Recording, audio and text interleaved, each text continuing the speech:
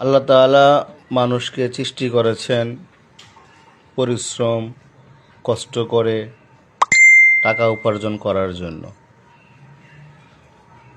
হালালভাবে উপার্জন করার জন্য।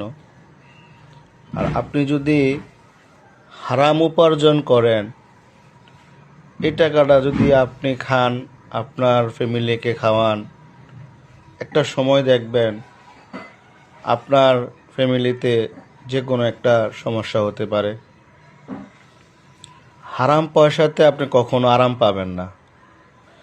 আপনি হালাল পয়সা 10 টাকা কামাই করে খান, দেখবেন খুবই ভালো লাগবে। আর যদি হারাম পয়সা আপনি লাখ টাকা কামাই করে খান, এটা আপনি দুনিয়াতেও ভোগ করতে হবে, আখিরাতেও ভোগ করতে হবে, তার সাথে আপনার ছেলে সন্তানও ভোগ করতে হবে।